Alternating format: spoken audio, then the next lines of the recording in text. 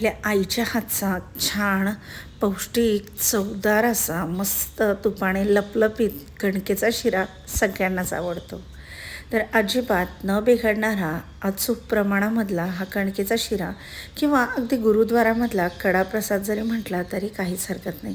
नमस्कार मैत्रिणींनो, तर आज आपण कणकेचा शिरा कसा बनवायचा त्याची रेसिपी बघणार आहोत.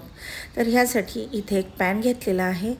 पॅनमध्ये 1 वाटी कणिक घेतलेली आहे.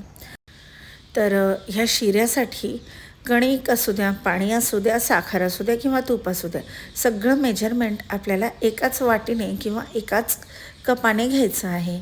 तर इथे मी साधारणपणे 1 वाटी भरून कणिक घेतलेली आहे. कणिक आपली रोजचीच घ्यायची आहे, जाड बारीक असा काहीही त्यामध्ये फरक नाही आहे.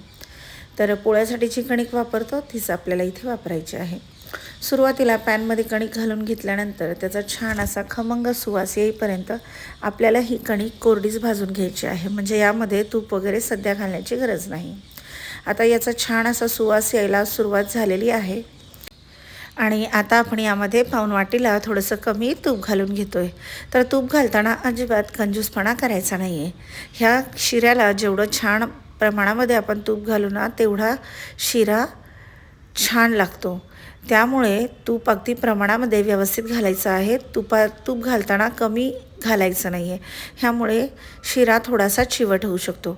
आणि दुसरी महत्त्वाची टीप म्हणजे ह्या ठिकाणी कणिक देखील अगदी व्यवस्थित भाजून घ्यायची. कणिक जर कमी भाजल्या गेली तर ह्या शिऱ्यामध्ये गुठळ्या होतात आणि याचा कच्चेपणा आपल्याला खाताना लगेच जाणवतो.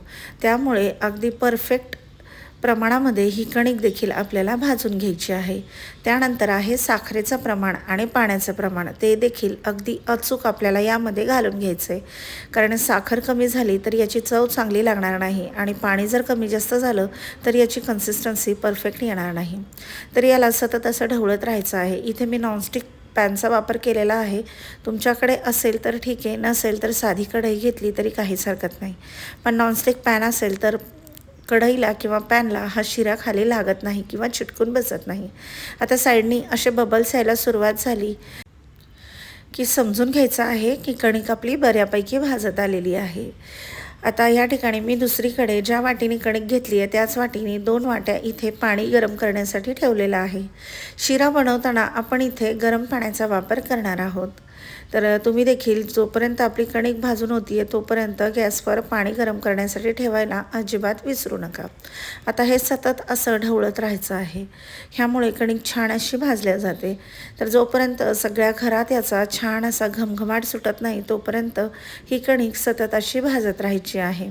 तर सध्या जरी तुम्हाला हे पातळ वाटत असेल तरी देखील तुपाचं प्रमाण अगदी परफेक्ट आहे. पण तुम्ही जर खूप जास्त हेल्थ कॉन्शियस असाल तर 1 वाटी कणकेसाठी अर्धी वाटी तूप देखील या ठिकाणी वापरू शकता. यामुळे शिरा थोडासा कोरडा होईल, बाकी काहीच नाही. आणि आता हे भाजून झालं की यामध्ये आता 2 वाट्या गरम केलेलं पाणी घालायचं आहे. उकळलेलं पाणी घालते आहे. आता पाणी घालताना गॅसची फ्लेम एकदम कमी करायची आहे, नसता याचे बुडबुडे उठतात आणि आपल्या अंगावर बऱ्याचदा हातावर येण्याची शक्यता असते.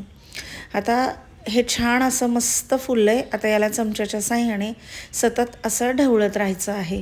तर तुम्ही बघू शकता कणिक मस्त फुलून अगदी वर आलेली आहे आणि कणिक आपली परफेक्ट अशी भाजल्या गेली. यामध्ये अजिबात गुठळ्या वगैरे काहीही झालेल्या नाही आहेत. तर तुम्ही हा शिरा कधी थोडंसं गोड खावंसं वाटलं किंवा मुलांच्या टिफिनमध्ये देखील देऊ शकता. अगदी 4 ते 5 तासानंतरही हा अजिबात कडक होत नाही, अगदी मऊसूत ॲज इट इज राहतो. किंवा सकाळच्या नाश्त्यासाठी देखील हा कणकेचा शिरा तुम्ही बनवू शकता. तर छान अगदी मस्त जाळीदार असा हा शिरा आपला झालेला आहे. आता ज्या वाटीने कणिक घेतली त्याच वाटीने 1 वाटी साखर देखील ह्यामध्ये आपण ॲड केलेली आहे. आता नॉनस्टिक असल्यामुळे हे याला अजिबात चिकटलेलं नाही आणि हे तुम्हाला कन्सिस्टन्सी याची अशी दिसते आहे. सध्या जरी हा शिरा पातळ वाटत असला तरी याला असं सतत परतत राहायचं आहे. यामुळे याची कन्सिस्टन्सी अगदी परफेक्ट अशी तयार होते. तर याला सतत 5 ते 7 मिनिटवर लो टू मिडियम हीटवर असंच ढवळत राहायचं आहे. आणि याला साईडनी मस्त असं तूप सुटायला सुरुवात झाली, म्हणजे शिरा आपला अगदी परफेक्ट जाळीदार अगदी रवाळ असा झालेला आहे. खाताना देखील याची चव अगदी भन्नाट लागते. तर आधी सांगितल्याप्रमाणे मैत्रिणींनो, मी नॉनस्टिक कढई घेतल्यामुळे हे अजिबात कढईला कुठेही चिटकून बसलेलं नाही आहे. तर चमच्याच्या साहाय्याने असं ढवळत राहायचं. साखर छान अशी मेल्ट झालेली आहे आणि त्यानंतर हा शिरा वाटीमध्ये आपण काढून घेणार आहोत. सुरुवातीला पाणी घालून घेतलं आणि त्यानंतर आपण साखर घातलेली आहे. त्यामुळे साखर विरघळेपर्यंत हा शिरा परत एकदा छान खमंग होईपर्यंत आपण पॅनमध्ये परतून घेतलेला आहे. तर खायला अतिशय पौष्टिक, चवदार आणि हेल्दी अशी रेसिपी आहे. आता वेलची पावडर घालायची आवडत असेल तर सुकामेवा देखील यामध्ये ॲड करू शकता.